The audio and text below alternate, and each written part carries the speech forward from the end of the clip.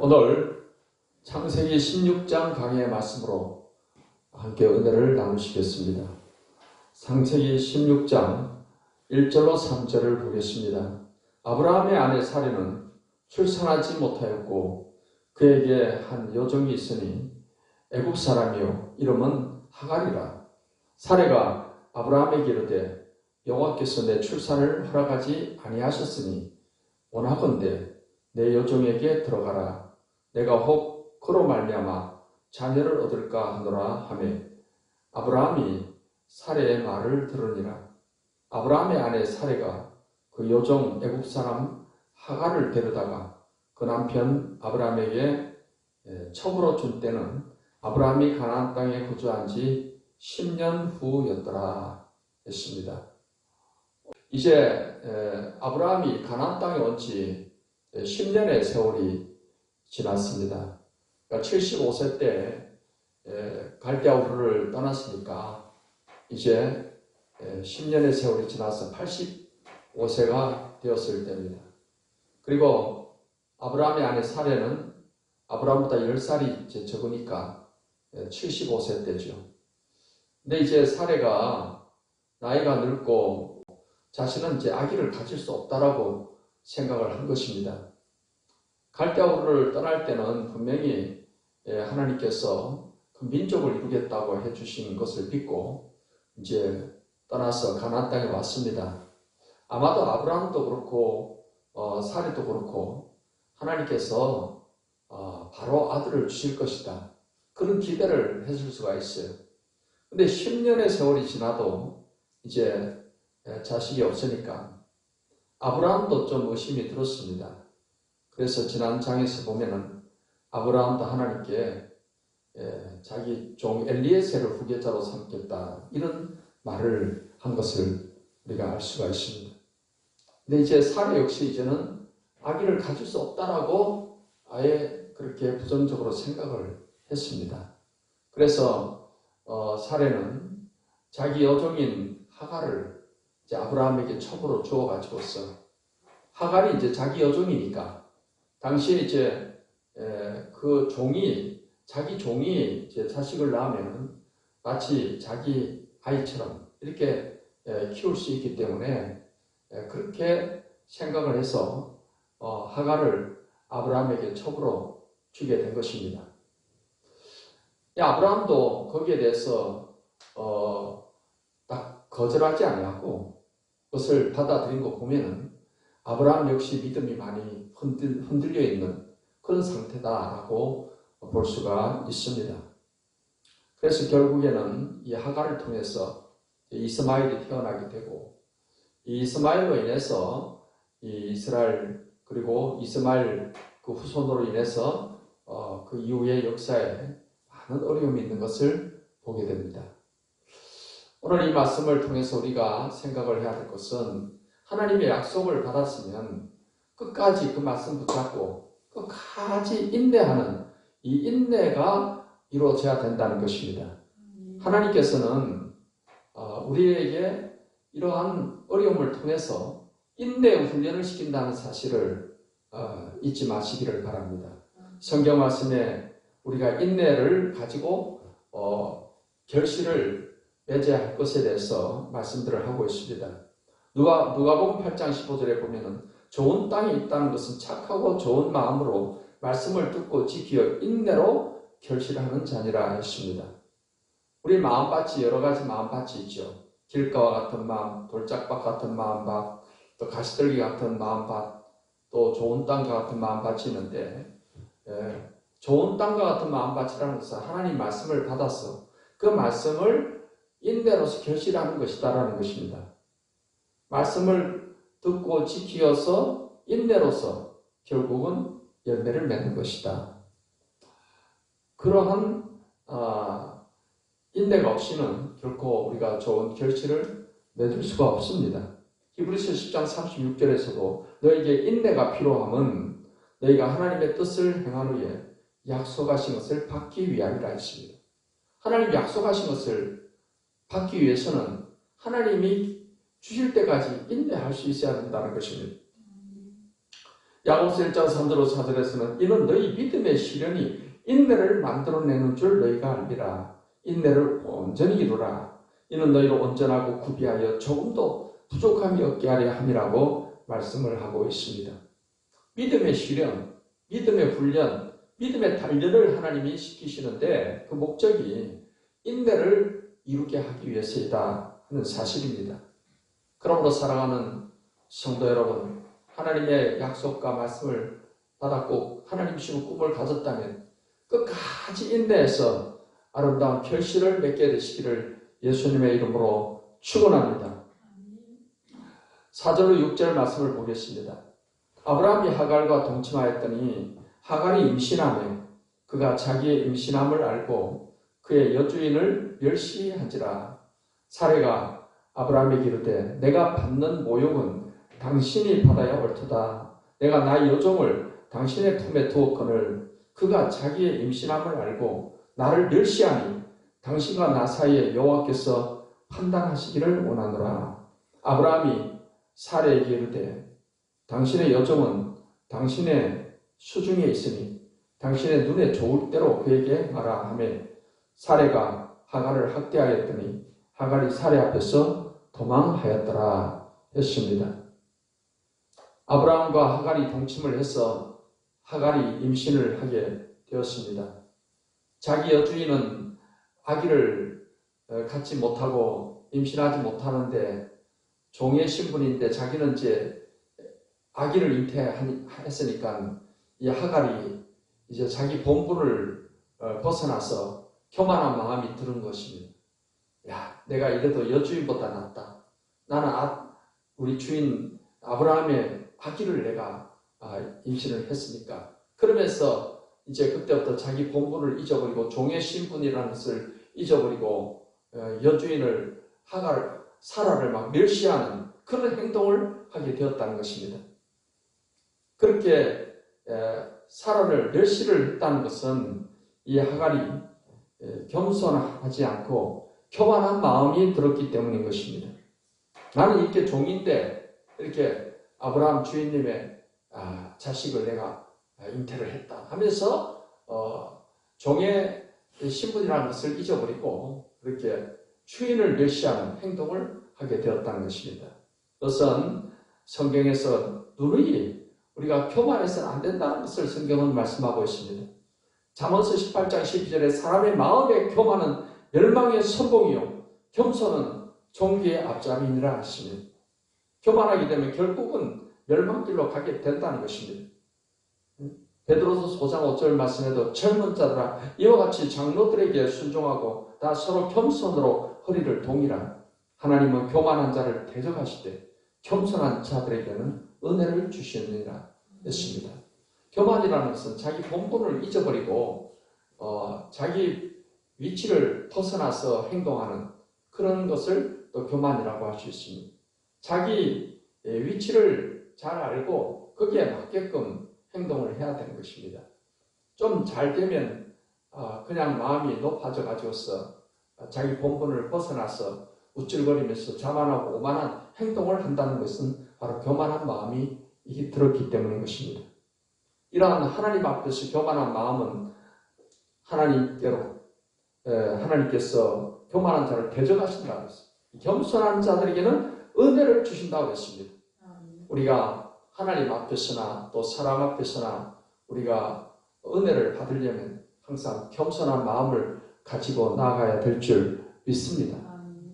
결국 아브라함은 이제 사레가 그것을 이야기를 합니다. 여종이 저렇게 나를 멸시한다 하니까 아브라함이 당신의 종이니까 당신이 알아서 하라 하고 이렇게 사레에게 모두 고난을 줍니다.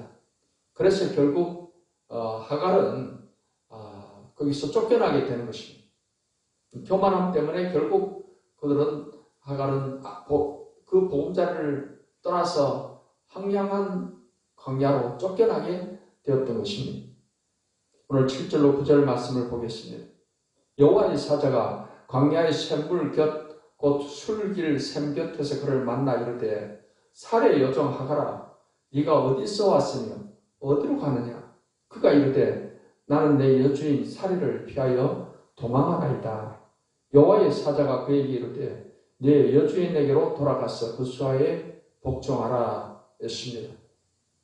이제 이 하갈은 아브라함의 집을 떠나서 광야에서 이리저리 방황을 하게 됩니다.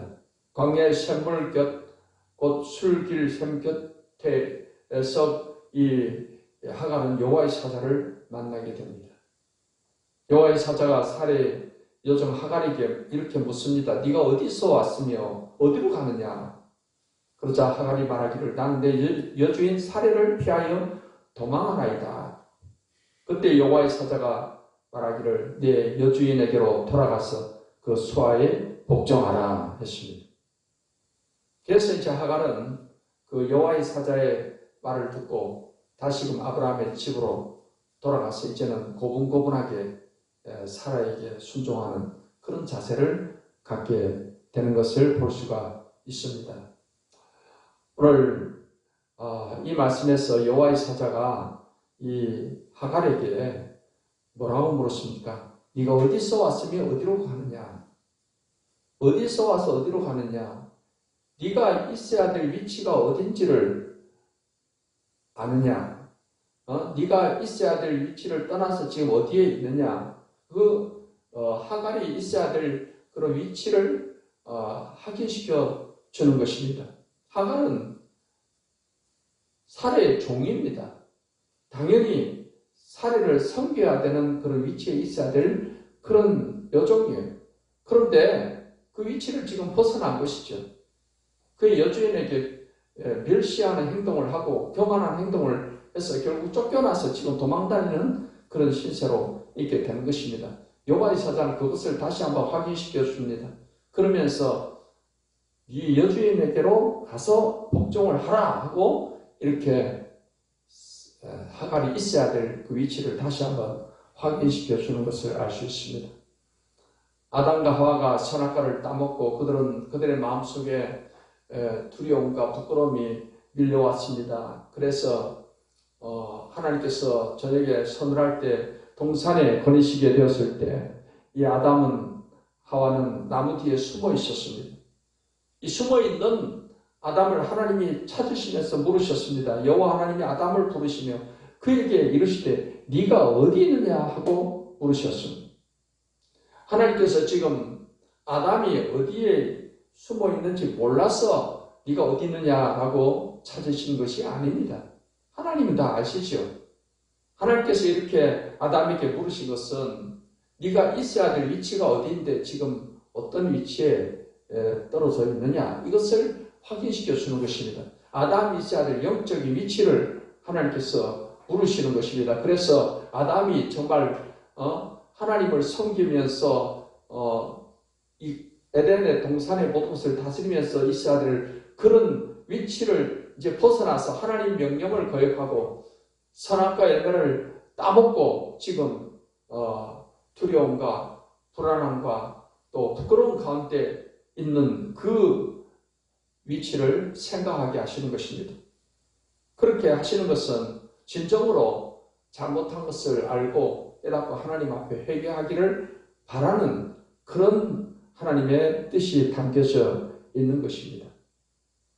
우리 이 사람들은 우리가 지금 어떤 위치에 있는가 하는 것을 아는 것이 중요합니다. 사람이 어디에서 와서 왜 살며 또 어디로 가는 인생인가 이것을 사람들은 모르고 살아가고 있는 것입니다. 그냥 우연히 생겨난 존재로서 이 땅에서 그냥 내 멋대로 살다가 죽으면 그 뒤에 어떻게 되는지 그런 걸 알지 못한 채 사람들이 살아가고 있지 않습니까?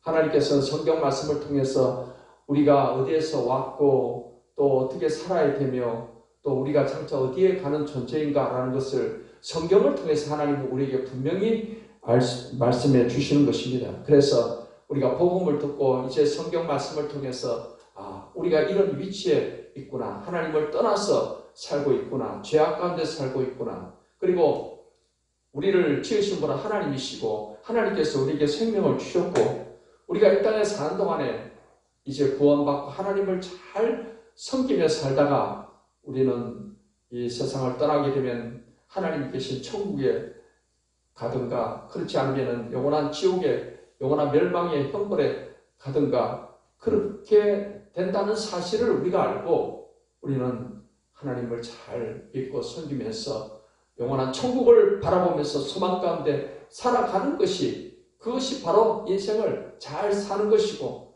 그것이 바로 구원받은 자의 삶의 길이다라는 것을 우리 성경을 통해서 알게 되는 것입니다.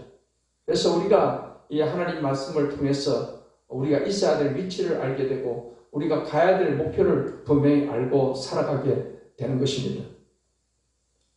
이 땅에 살아가는 동안에 하나님께서는 우리가 항상 있어야 될 위치에 있기를 원하십니다. 하나님이 원하시는 그곳에, 하나님이 원하시는 그 사명을 이루면서 살기를 원하시는 것입니다. 그러나 이것을 떠나서 자기 마음대로 살아가게 되는 것은 결국은 하나님께 징계받는 길이 되게 되는 것입니다. 이스라엘의 요나 선지자가 하나님께로부터 사명을 받았습니다. 하나님은 요나에게 저 니느웨로 가서 사람들한테 회개하라고 외치게 하라고 했습니다.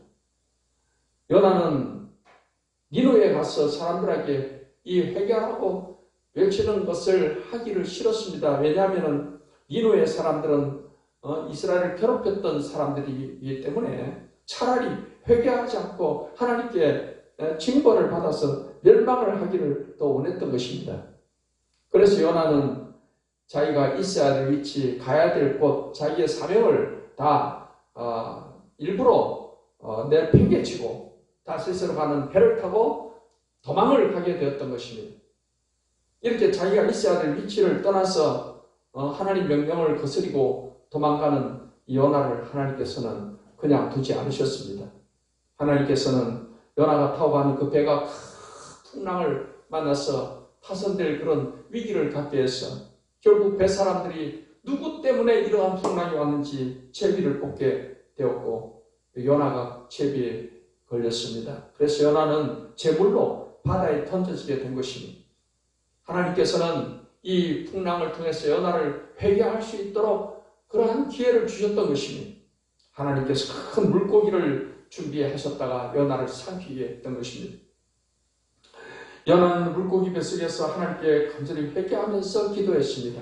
자신이 있어야 될 위치를 떠나서 이렇게 하나님 명령을 거스르고 다시스로 간 배를 타고 도망감으로 인해서 이러한 풍랑이 왔다는 사실을 알고 하나님 앞에 철저히 회개하고 기도하게 되었으며 하나님은 이러한 요나의 기도를 들으시고 다시금 큰 물고기로 하여금 요나를 토해내치게 했던 것입니다. 요나는 원래 자기가 있어야 될 그곳에 이제는 있게 되었습니다. 그래서 니느웨로 가서 사람들한테 회개하라고 외치게 됐을 때 니느웨 사람들이 왕부터 시작해서 백성들이 회개함을 통해서 멸망에서 그들은 구원을 받게 되었던 것입니다. 우리는 항상 우리가 있어야 될 그 위치를 잊지 말아야 될 줄 믿습니다. 하나님이 기뻐하시는 그 위치, 하나님이 주신 그 사명의 위치, 그것을 우리가 항상 그 위치를 잘 지키면서 하나님이 우리에게 주신 사명을 잘 이루면서 살아가는 저와 여러분이 되시기를 예수님의 이름으로 축원합니다.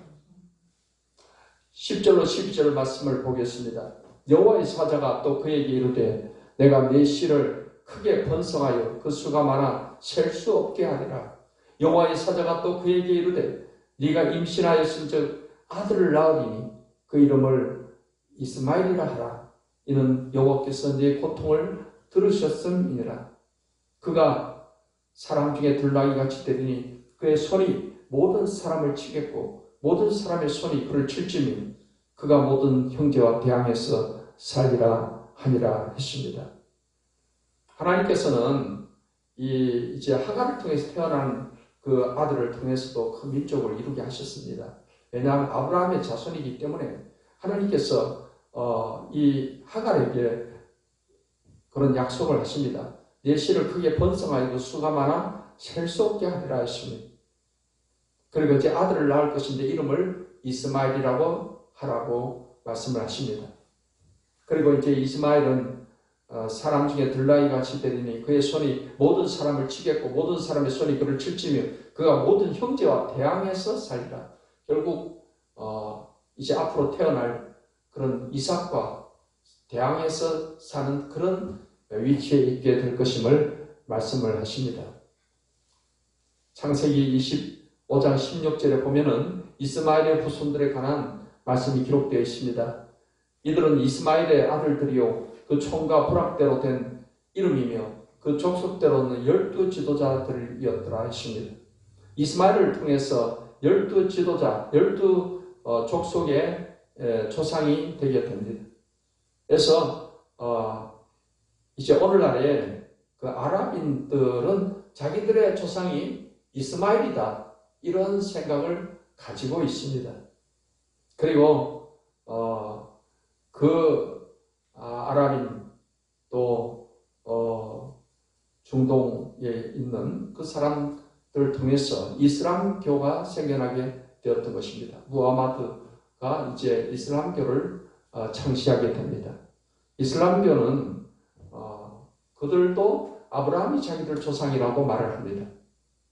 그래서 아브라함이 가장 첫 번째 무슬림이다 그렇게 말을 하고 있고, 이 아브라함을 통해서 이스마엘이 태어나서 이스마엘을 통해서 오늘날 이슬람교가 생겨나게 되었다 이렇게 주장을 하고 있습니다. 그래서 아브라함을 통해서 이삭이 태어나서 이삭을 통해서는 이제 유대교가 나왔다는 것이고, 이스마엘을 통해서는 이 이슬람교가 나오게 되었다 이런 주장을 하게 되는 것입니다. 아브라함의 그런 불신앙에 의해서 이렇게 이스라엘과 대적하는 이러한 불행한 역사가 계속되게 되는 것을 우리가 알 수가 있습니다.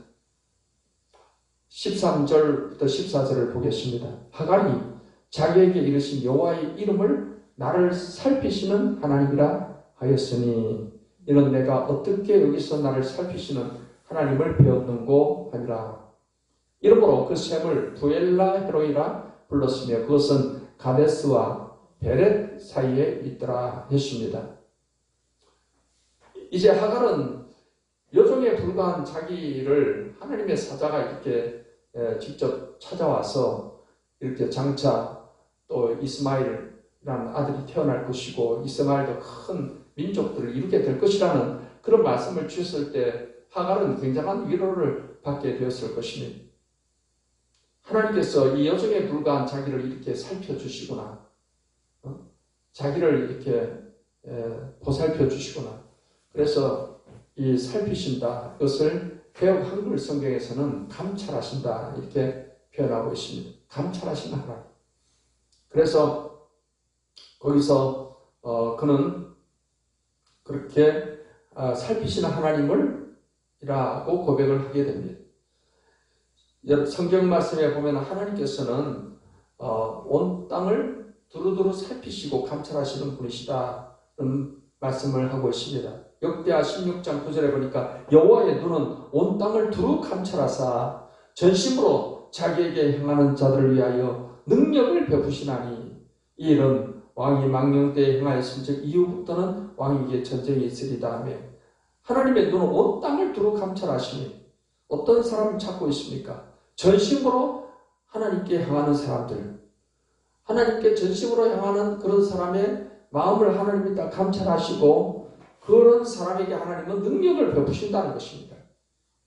우리가 하나님의 능력 가운데서 우리가 하나님을 잘 섬기며 하나님 뜻을 이루며 살아가기 위해서는 우리 마음이 하나님께로 향하는 마음, 하나님의 뜻대로 살고자 하는 그 간절한 마음, 하나님이 그 마음을 감찰하고 있음을 믿으시기를 바랍니다. 데살로니가전서 2장 4절 말씀을 보겠습니다. 오직 하나님께 옳게 여기심을 입어 복음을 위탁받았으니 우리가 이와 같이 말하면 사람을 기쁘게 하려 함이 아니요 오직 우리 마음을 감찰하시는 하나님을 기쁘시게 하려 함이라 했습니다. 하나님께서는 우리의 행동만 그렇게 보시는 게 아니라 우리의 마음을 감찰하시는 거예요. 우리의 마음에 정말 하나님께 대한 순수한 마음, 하나님께 대한 그 순전한 마음, 하나님께 대한 그 사랑과 그 열정, 그 열심, 이런 마음을 하나님이 다 보고 계십니다. 다 알고 있습니다. 하나님께서 우리 마음이 어떠한 상태인가를 다 알고 계신다는 거예요. 그래서 정말 우리가 마음으로도 하나님을 기쁘시게 하는 그런 마음을 가지고서 우리가 살아가야 될 줄 믿습니다.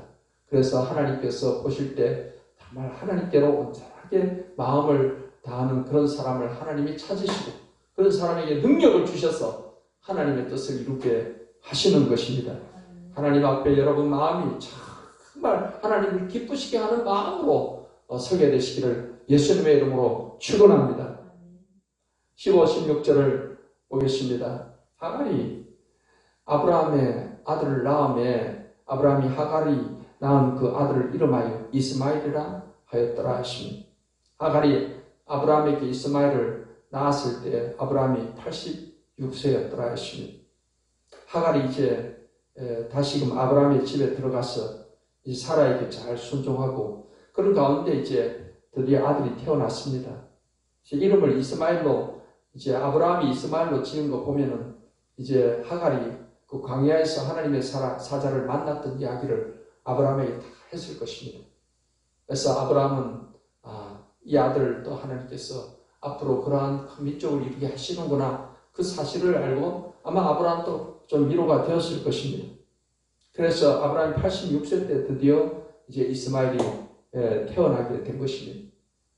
이제 아브라함은 그 이후에 아브라함 나이 100살에 이삭을 낳게 됩니다. 그래서 사라를 통해서 태어난 그 이삭이 있고 또 하갈을 통해서 태어난 그 이스마엘이 있는데 신약 성경에 와서 이삭과 이스마엘을 비교하면서 이런 말씀을 하고 있습니다. 육체를 따라 난 자와 약속의 자녀를 비교해서 우리가 정말 약속의 자녀가 되어야 된다는 것을 말씀을 하고 있습니다. 갈라디아 4장 22절로 26절을 보겠습니다. 기록된 바 아브라함에게 두 아들이 있으니 하나는 여종에게서 하나는 자유 있는 여자에게서 낳다 하였으며 여종에게서는 육체를 따라 낳고 자유 있는 여자에게서는 약속으로 말미암았느니라. 이것은 비유니 이 여자들은 두 언약이라. 하나는 신의 산으로부터 종을 낳은 자는 곧 하갈이라. 이 하갈은 아라비아에 있는 신의 산으로서 지금 있는 예루살렘과 같은 곳이니 그가 그 자녀들과 더불어 종노릇하고 어디 위에 있는 예루살렘은 자유자니 곧 우리 어머니라 했습니다. 지금 바울 사도가 이 갈라디아서에서 이렇게 하갈을 통해 태어난 이스마엘과 사라를 통해서 태어난 이삭을 비교해서 두 언약으로 지금 비유해서 말씀을 하고 있습니다. 24절에 보면은 이것은 비유니 이 여자들은 두 언약이라 했습니다.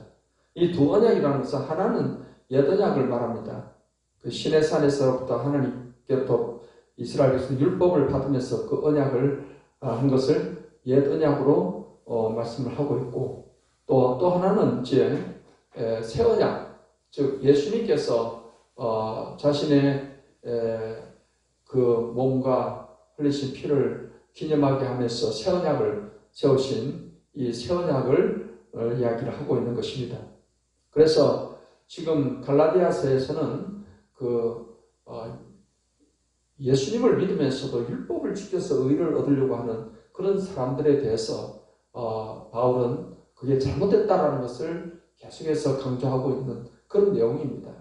그래서 이제 여기 두 언약에서 하나는 신의 산에서 주신 그 옛 언약인데 옛 언약을 따라서 생겨난 것이 바로 이제 유대교고 그리고 신약에 와서 예수님 통해 새 언약을 통해서 생겨난 것이 바로 이제 초대 교회입니다. 근데 이제 갈라디아 교회는 초대 교회인데도 아직까지 유대교에 속해가지고서 율법을 지켜서 구원받으려고 하는 그런 사람들이 있기 때문에 바울이 그런 사람들은 마치 하갈과 같다라고 하는 것입니다. 하갈을 통해서 태어난 아들이 이스마엘이고 이스마엘이 역시 그건 약속의 자녀가 아니고 육체를 따라 난 자녀입니다. 그렇기 때문에 결국 하갈과 이스마엘은 아브라함의 집에서 쫓겨났죠. 그런 것처럼 이제 신약에 이제 새 언약의 시대가 되었고 새 언약 즉 복음을 통해서 우리가 구원받았는데도 불구하고 자꾸 구약대로 율법을 지켜서 구원받으려고 하는 그런 사람은 쫓겨난다는 거예요. 그런 사람은 구원받지 못한다는 것입니다. 우리는 사라를 통해서 태어난 그 아들 이삭, 그 약속의 자녀. 하나님께서 사라에게 약속을 주셨고 그 약속을 따라서 태어난 아들이 이삭인 것입니다. 그래서 이삭의 자유가 바로 자유 있는 여자의 자녀고 약속의 자녀고 그런 것처럼 이제 우리가 예수님의 십자가에 피로 우리가 제사함 받고 그 새 언약의 약속을 따라서 예수 믿음으로 제사함 받고 구원받은 사람들이 바로 이삭과 같이 하나님의 약속의 자녀가 된다는 것입니다. 그러지 아니하고 뭐 율법을 지켜서 의를 얻고 율법을 지켜서 구원받으려고 하는 사람은 그 사람은 마치 하갈의 아들 이스마엘과 같고 그것은 육체를 따라난 것이다 라는 것을 말씀을 하고 있는 것입니다. 그래서 우리가 이제 새 언약의 복음을 받아들여서 정말 참된 참 자유인으로서 약속 있는 이삭과 같이 약속 있는 자녀로서 우리는 구원받은 사람으로서 살아가야 된다는 것을 말씀을 하고 있는 것입니다. 사랑하는 우리 성도 여러분, 이제 이 아브라함이 또 사례가 이렇게 어떤 끝까지 인내하지 못해가지고 믿음이 흔들려서 그래서 하나님 약속을 끝까지 믿지 못해서 결국 태어난 아들이 이스마엘입니다. 이스마엘이 이제 우리가 이스라엘 역사를 통해서 보게 될 때 지금까지도 이삭의 후손들과 이스마엘 후손들 간에 그러한 어떤 싸움이 있고 다툼이 있고 그런 것들을 우리가 보게 될 때 우리가 한 번의 불신앙이 어떠한 좋지 않은 결과를 가져온다는 것을 잊지 말아야 됩니다. 그래서 우리가 주님 앞에 가는 그날까지 우리는 항상 하나님이 기뻐하시는 뜻을 따라서 오직 순종과 믿음의 삶으로서 하나님의 뜻을 이루며 하나님의 영광을 나타내며 살아가는 우리 성도들 다 되시기를 예수님의 이름으로 축원합니다.